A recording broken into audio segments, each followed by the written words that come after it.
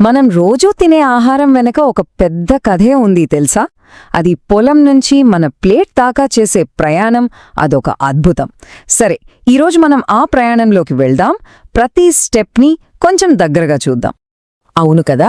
అసలు ఎప్పుడైనా ఆలోచించామా, మన ప్లేట్లోకి ఒక ముద్ద అన్నం రావడానికి ఒక రైతు ఎంత కష్టపడతాడు అని? మనం తినే ప్రతి మెతుకు వెనుక వాళ్ల కష్టం, వాళ్ల శ్రమ చాలా ఉంది.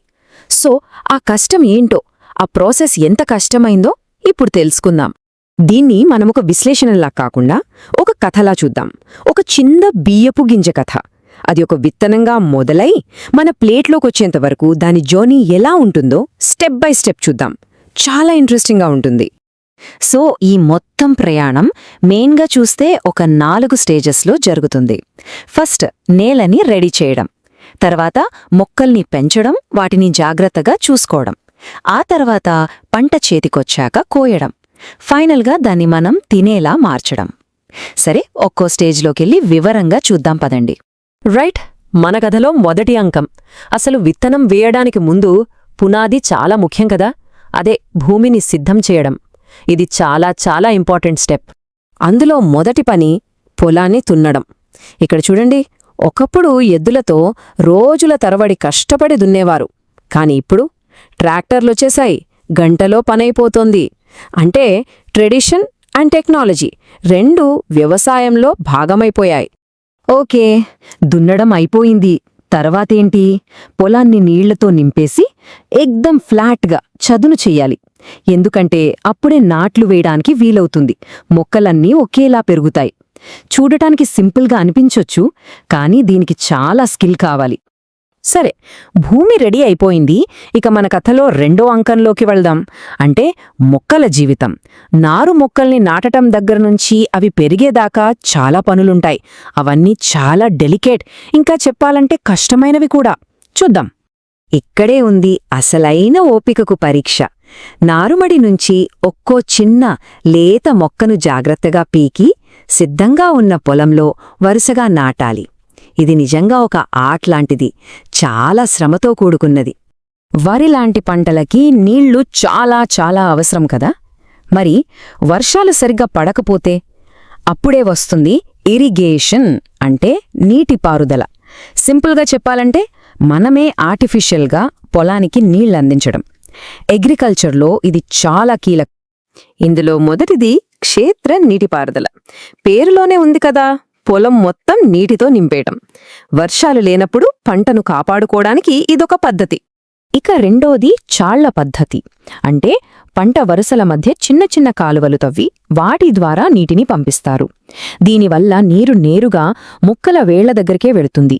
వాటర్ వేస్ట్ కాకుండా చూడటానికి ఇదొక స్మార్ట్ టెక్నిక్. ఆ తర్వాత స్ప్రింక్లర్ ఇరిగేషన్. ఇది అచ్చం ఆర్టిఫిషియల్ వర్షం లాంటిది. నీళ్లను చిన్న చిన్న తుంపర్లుగా చేసి పొలం మొత్తం మీద సమానంగా పడేలా చేస్తుంది. ఇది నిజంగా మోడర్న్ అగ్రికల్చర్లో ఒక బ్లెస్సింగ్ అనే చెప్పాలి. ఇక ఇది చూడండి, డ్రిప్ ఇరిగేషన్, అంటే బిందు సేద్యం. నీటిని సేవ్ చేయడంలో ఇదొక విప్లవం లాంటిది. ప్రతి నీటి చుక్కను వేస్ట్ చేయకుండా పైపుల ద్వారా నేరుగా మొక్క వేళ్ల దగ్గరే పడేలా చేస్తుంది. వేస్టేజ్కి ఛాన్సే లేదు. సరే, నీళ్ల సంగతి చూశాం. మరి మొక్కలకి బలం కావాలి కదా, పోషకాలు. వాటికోసం 2 దారులున్నాయి. ఒకటి ఆర్గానిక్ పద్ధతి, అంటే కంపోస్ట్, పశువుల పేడ లాంటివి వాడటం. ఇవి నేలని సహజంగా సారవంతం చేస్తాయి. రెండోది కెమికల్ ఫెర్టిలైజర్స్. ఇవి వాడితే కాలం గడిచే కొద్దీ నేల సారం దెబ్బతినే ప్రమాదం ఉంటుంది. పంట పెంచడం ఒక ఎత్తు అయితే దాన్ని కాపాడుకోవడం మరో ఎత్తు. ఎందుకంటే పురుగులు, రకరకాల తెగుళ్ళు పంటను మొత్తం నాశనం చేసేయగలవు. అందుకే వాటి నుంచి పంటను రక్షించుకోవడానికి రైతులు ఇలా పురుగు మందులు స్ప్రే చేయాల్సొస్తుంది. ఓకే, ఇన్ని పనులు చేశాక ఇప్పుడు మనం ఈ జర్నీలో మోస్ట్ ఎగ్జైటింగ్ పార్ట్కి వచ్చేశాం. ఇన్ని నెలలు పడిన కష్టానికి ఫలితం దక్కే సమయం. అదే పంటకోత. పంటకోత అంటే ఇలా బంగారు రంగులోకి మారిన వరిని చేతుతో కోయడం. చాలా కష్టమైన పనే, కానీ రైతుకు మాత్రం వాళ్ల కష్టమంతా ఫలించినందుకు చాలా సంతోషంగా అనిపించే క్షణమిది. కోయడం అయిపోయాక ఆ పంటను కొన్ని రోజులు బాగా ఎండబెడతారు. ఆ తర్వాత నూర్పిడి అంటే ఏమీ లేదు, మనం తినే గింజల్ని గడ్డి నుంచి వేరు చేయడమనమాట. ఇక ఇది చూడండి, తూర్పారబట్టడం. ఎంత అద్భుతమైన టెక్నిక్ కదా! సింపుల్గా గాలిని వాడుకుని బరువుగా ఉండే గింజల నుంచి తేలికగా ఉండే పొట్టుని వేరు చేస్తారు. ఇది ఎప్పటినుంచో వస్తున్న పద్ధతి. సరే, మన కథలో చివరి దశకొచ్చేశాం. పొలం నుంచి వచ్చిన ధాన్యం మనం తినే ఆహారంగా ఎలా మారుతుందో ఆ ఫైనల్ ట్రాన్స్ఫర్మేషన్ ఏంటో ఇప్పుడు చూడ్డాం. ఇలా శుభ్రం చేసిన ధాన్యాన్ని అంతా గోనె సంచుల్లో నింపి ఫైనల్ ప్రాసెసింగ్కి పంపించే ముందు గిడ్డంగుల్లో జాగ్రత్తగా స్టోర్ చేస్తారు. ఇదే ఫైనల్ మ్యాజిక్. అదే మిల్లిగ్. వడ్ల పైనున్న పొట్టును తీసేయగానే లోపల నుంచి మనకు తెలిసిన తెల్లటి బియ్యం బయటకొస్తుంది. మనం తిని అన్నం పుట్టేది ఇక్కడే. సో మనం అర్థం చేసుకోవాల్సిన విషయమేంటంటే, ఆహారాన్ని పండించి మన దాకా తీసుకురావడానికి వెనుక చాలా కృషి, సమయం, ఇంకా ఎంతో శ్రమ ఉంటాయి.